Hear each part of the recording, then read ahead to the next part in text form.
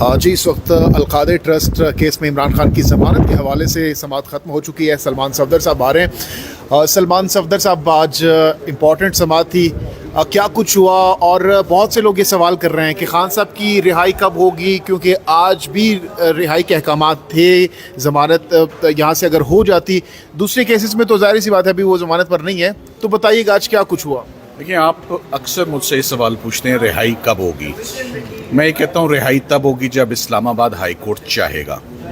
ये मेरे चाहने ना चाहने से इसका जो है वो, मुझे तो अब ये खदशा है कि आप लोगों ने बहुत जल्द ये सवाल मुझसे डाल देना है कि आप तो ईद उल अज़हा की वो बात अब जो है न होती भी जो है वो नज़र आ रही है, क्योंकि 25 रमज़ान बार बार आप कहते थे ना बहुत से लोग। बात ये है कि हर वो केस जिसमें इमरान खान साहब की ज़मानत खारिज हो रही है या उनकी अपील है, एक ही चीज़ है जो कॉमन है, जो दिखने में आ रही है। जज साहिबान बैठे हुए सुनने के लिए, इमरान खान साहब की लीगल टीम मौजूद है आर्ग्यू करने के लिए, मगर मैदान में सरकार नहीं है।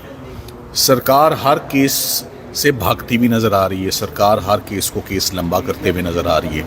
अब आज ही की आप अलकादिर की हेयरिंग देख लें कि अलकादिर में ट्रायल जज तो नीचे बड़ी तेज़ी से एक दफ़ा फिर अब वो राना साहब जो हैं अकाउंटेबिलिटी कोर्ट के जज, उन्होंने तो अपनी कार्रवाई हमारी लीगल टीम को वहाँ पर अंदर रख के जो है, जबकि उनकी यहाँ पर ज़रूरत थी इस्लामाबाद हाई कोर्ट में आके मुआवनत करते।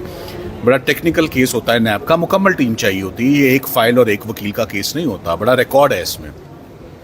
सो टीम तो वहाँ पर मौजूद थी, जबकि यहाँ पर सरकार और नैब की जानिब से जो वकील साहब हैं वो पिछली पेशी पर भी नहीं तशरीफ़ लाए। वो आज भी लाहौर हाई कोर्ट मसरूफ़ थे, वो आज भी नहीं आए। तो आज फिर केस अल्तवा का शिकार हुआ है। सरकार के दलाइल मुकम्मल ना हो, मुकम्मल नहीं, अब शुरू ही नहीं किए तो मुकम्मल तो बाद में होंगे ना। सो अब केस मंडे को एडजर्न हो गया अलकादिर का।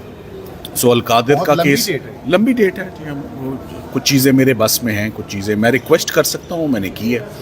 वो रिक्वेस्ट मानना ना मानना जजेस का काम है। सो केस एडजर्न हो गया है मंडे के लिए। दूसरी तरफ साइफ़र का केस, अब तकरीबन कुल मिला के 14 हेयरिंग्स हो चुकी हैं। 22 से 24 घंटे इस्लामाबाद हाई कोर्ट इस केस को सुन चुका है, बड़े तहम्मुल से सुन चुका है। और मेरा ख्याल है अब चीज़ें बिल्कुल क्लियर और वाज़ेह हैं। सरकार ने शुरू में कहा था 3 दिन चाहिए होंगे हमें अपना केस आर्ग्यू करने के लिए। वो 3 दिन भी बहुत ज़्यादा थे, वो 3 दिन भी ख़त्म हो गए। कल चौथा दिन होगा साइफ़र केस में, और अब ये केस बहुत बुरे तरीके से लंबा और ड्रैग हो गया। इससे ज़्यादा अब इसके चलने का कोई जवाज़ नहीं बनता। तो साइफ़र केस में भी हम उम्मीद करेंगे कि ऑनरेबल जजेस इसमें कल कोई फ़ैसला फरमाएंगे और शाह साहब अपने arguments on behalf of FIA, on behalf of सरकार ख़त्म करेंगे। मैं साइफ़र के मुतल्लिक़ अक्सर ये सोचता हूँ कि शायद ये पाकिस्तान की हिस्ट्री का सबसे महंगा और सबसे एक्सपेंसिव ट्रायल और अपील हो। आप ये देख लें कि इस्लामाबाद हाई कोर्ट ने साइफ़र की अपील, जैसे मैंने कहा, 13 दिन सुन ली, और इस्लामाबाद हाई कोर्ट ने साइफ़र की ज़मानत भी तकरीबन 1.5 महीना सुनी।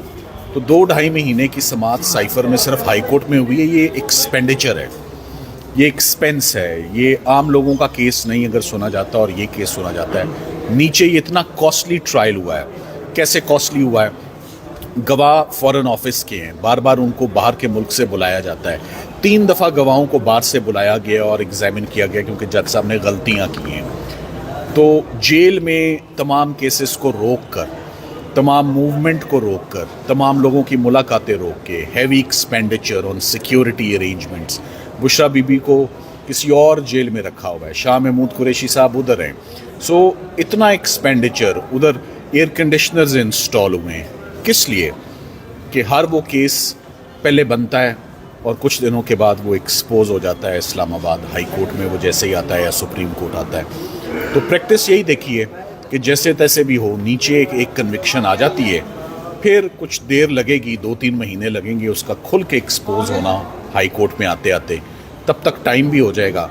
तो इमरान खान साहब के केसेस में अगर आप मुझसे पूछें कि क्या वो इंटेलेक्चुअली चैलेंजिंग केसेस हैं, तो the answer is absolutely not. کوئی ایک کیس بھی انگیجنگ نہیں ہے, کوئی ایک کیس بھی کرنے کا مزہ نہیں آ رہا, کیونکہ کسی ایک کیس میں بھی فوجداری کی کیا سول کے دیوانی کے وکیل کا بھی وہ کام نہیں ہے, کیونکہ اس میں کرمنالٹی نہیں ہے. اس میں کرمنالٹی تو بات کی بات ہے, رانگ ڈوئنگ ہی نہیں ہے. سو پولیٹیکل وکٹمائزیشن ہے, چل رہی ہے کافی عرصے سے, اب 2 سال تقریباً ہونے کو آ گئے ہیں, مگر ابھی تک یہی دیکھ رہے ہیں کہ سینگ پھنسے میں, تھکاوٹ کسی اینڈ پر بھی نہیں ہو رہی ہے اور کیسز چل رہے ہیں.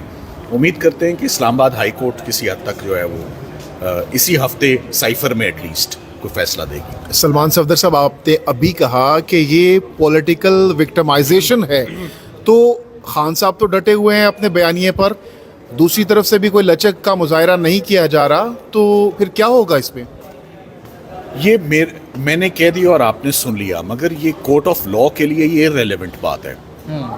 بالکل یہ اس کا کوئی دور دور تک یہ جملہ, آپ کو میں یہ بتا دوں کہ جب میں سائفر کیس آرگیو کر رہا تھا تو میں نے کہا پولیٹیکل وکٹمائزیشن کا کیس ہے, تو آنریبل مسٹر جسٹس میاں گول حسن نے کہا تھا کیسے ثابت کرو گے کہ یہ پولیٹیکل وکٹمائزیشن ہے. میں نے کہا وہ جو اچھا سوال تھا جج صاحب کا, اور میں نے کہا کہ سر یہ مشکل ہے, مگر آپ مختلف کڑیاں ملائیں تو یہ پولیٹیکل چھوڑ دیتے ہیں ہم پولیٹیکل وکٹمائزیشن.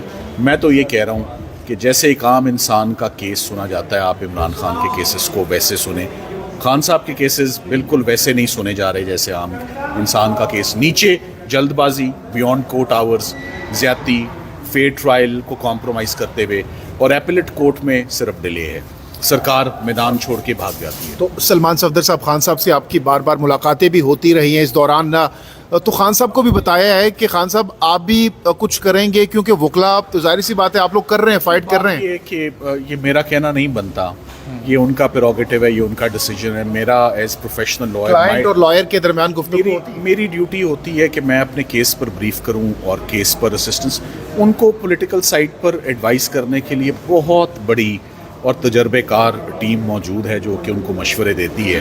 سو میرا خیال ہے کہ میں صرف اپنے آپ کو کنفائن کیسز کی حد تک ہی کروں اور کیسز پر ہی ان کی. لاسٹلی بتائیے, آپ نے کہا کہ یہ بہت زیادہ ایکسپینسو کیس رہا ہے اب تک, تو کیا اس کو ہم پاکستان کی تاریخ کا ایکسپینسو ترین کیس کہہ سکتے ہیں؟ کوئی میکنزم نہیں ہے کوانٹیفائی کرنے کا. اچھا سوال ہے آپ کا.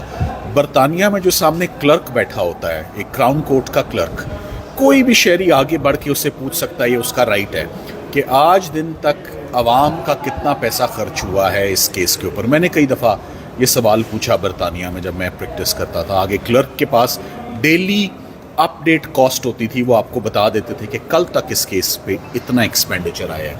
تو اگر اس کیس کا کوئی ایکسپینس اور ایکسپینڈیچر مینٹین کر رہا ہے, یا انویسٹیگیٹو جرنلزم ہے, food for thought for you, آپ لوگ معلوم کریں کہ سائفر کے کیس کی لاگت کیا آئی ہے آج دن تک, اور اگر یہ ایکویٹل ہوتا ہے تو یہ کتنا بڑا سرکار کا وقت کا ضیاع, سورسز کا ضیاع, انٹرنیشنل امیج بہت اس کیس سے خراب ہوا ہے. ایک فورن منسٹر, سیزنڈ فورن منسٹر کی پروسیکیوشن ہے, ایک فارمر پرائم منسٹر کی پروسیکیوشن ہے. سو اوور آل یہ دس از انفارچونیٹ. تو آپ اس پہ ضرور معلوم کرنے کی کوشش کیجیے گا, جہاں سے جس کوارٹر سے بھی پتہ لگتا ہے اس کا ایکسپینڈیچر. بہت بہت شکریہ سلمان صفدر صاحب, تھینک یو.